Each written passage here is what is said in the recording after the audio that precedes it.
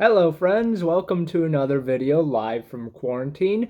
I have some cats here. Maybe they'll pop up. I don't know. But anyways, we remember my cat Dexter. Anyways, let's talk about Tottenham. Let's talk about exciting stuff. First of all, we have pretty much completed the signing of Cristian Romero. Freaking yes. I don't like I've heard some people try and say like, oh, it's because of the way Atalanta play. He is going to like I'm not gonna say revolutionize the defense, but he is going like in young center backs in the world. There are not many people I would have taken over Cristian Romero. Like, if you gave me a choice between Jules Koundé and Romero, it wouldn't be like an instant decision, which is like crazy. I literally think Romero is worth his price tag, and he is going to be sensational. Like for Tottenham, he is a marvelous defender. What you can expect from him, commonly, I like to use the analogy of dogs and cats for center backs. Just in the sense of like, one is more aggressive than the other, and that's kind of how a partnership works sometimes. And um, I think one thing we can look at is maybe if you look at Nuno Espirito Santo, his Wolves team, I would say Willie Bally is kind of a more front foot defender, and then you have Connor Cody, who like kind of covers in behind them, right? That's something. If you're familiar with them, you would know. But I think a more common comparison is Jan Vertonghen and Toby Alderweireld. You would commonly see Jan Vertonghen step out to cut out through balls, to cut out danger before it became a problem. And if the danger got through, then Toby Alderweireld would be there to stop it, um, like a cat, and and Yan would be the dog. And I think we finally have our Yan replacement. We really, really do. There is not a better center back in the world, I think, at coming out and stopping danger before it happens. He is probably one of the most front-footed center defenders I've seen. Like he is fearless. This guy will do stuff that you like think is unimaginable for a center back to do. You'll think, oh my god, this man's about to score, and out of nowhere, he'll come in with a sliding tackle and stop it right at the last second. Or he'll like be chasing down a striker and put in a perfect sliding tackle that only gets the ball and is like a beautiful, like it's almost like an art, like how he does it. It literally is, it feels like a goal. Um it feels like a major accomplishment because it is. It's like it's a kind of defending that's just lovely to watch because you can tell he's kind of mastered what he's good. I mean, just from physical attributes, he is tallish, strong. He's fast. He has pretty much every attribute. He is really good at also stepping into midfield and playing some passes and being again like a Jan Vertonghen. Um, but he is yet again like a Jan Vertonghen. He can step into midfield a little bit and play some passes. I think commonly you will see like videos and compilations and stuff of like him going all the way to the opposition's box and playing like the final pass and getting an assist or something. Like that has happened before. And that's pretty damn cool. And then you also see sometimes him like rushing forward fully from center back and like maybe scoring, creating a chance, something. He is an exciting player. He is a fearless player. He is a strong player. Um, I could not be more excited. I think he's gonna fit us so well, and I think the fans are just gonna fall in love with him with how much he gives. Like every single time you see him play, no one knew who Japhet Tanganga really was until you saw him, like, put his body on the line versus Liverpool and give his all. And Cootie, which is his nickname, I guess, um, is going to do that. He's going to do that from the instant he steps on the pitch. I have no clue why he wanted to join us. That is the most remarkable thing. Maybe he's good friends with Gio or something. Thank you, Gio. Um, but yeah, no, this is a signing that I'm like, this is the right step. He is young. Like, you have to you have to take into account, like, he was voted the best defender in Serie A last year. And you can think about, most of the time those kind of awards will go to whoever wins the title, or will go to a pretty easy candidate. Like, you have Bonucci, Chiellini, De Vrij, De Ligt. I mean, he's not been great in Italy yet, but De Ligt, Skriniar, all these players who would be pretty easy shoo-ins to be like, oh yeah, they were in a really good team, and they're really good center backs, so at least name value, and let's just say, yeah, they're the best defender in the league, and no one would bat an eye. But Romero made such an impact this year that they were like, hold on, we have to give recognition to this guy. He is special, and I cannot wait to see him in a Spurs shirt. Maybe this is cursing it. Maybe it is. I don't freaking care. If he comes, like, I'm going to buy his jersey. I need to get a Sun jersey, though, because let's talk about the other issue.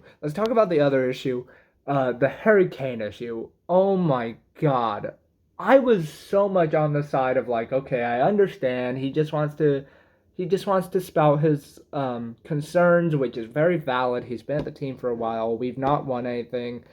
Blah, blah, blah, blah, blah. Yeah, it would be easier to go to another team and win trophies. I get the concerns. But I never thought he would stoop to this level. And I don't care. I don't know how they're trying to spin it, but the way in which most every reporter were saying he should have shown up to training today and he didn't, and it's probably to force a move to Manchester City. Just like, it broke my heart. It really did. Like, I just naively thought maybe Kane would be our Tati or something, right? Maybe he would be this guy we would cherish forever, because it's like a romantic thing. Like, he loves the team and he just wants to spend his career there. And I think no matter what happens now, people will still remember him for his time with us, much like people remember Shearer at Newcastle rather than Blackburn or whatever. It's really sad because he's from our academy. He's been with us forever. He has a great story about how he had to overcome, like, being kicked out of academies and not being like a star from a young age, and just working to make himself the best possible, to now kind of ruining his reputation and saying, like, oh, I just want a trophy to prove that I'm the best. It's just a bit selfish. I don't know. It's, like, obviously from a Tottenham fan perspective, it's frustrating, and it's honestly, yeah, you think about it and you're like, all right, I mean, if you really want to leave, okay, but also respect the club because we've given you everything. And there's not even been a formal bid that's come in yet. It's just, it doesn't make any sense to me. Like, if Manchester City had put in a bid that was like 150 million or something and we didn't accept it, and you were like, Daniel Levy, please accept it, and then you didn't turn up to training and you were like, okay, I really, really want to force this move, that's different, a little bit different, because at least there's some merit there. But just doing it to cause a stir,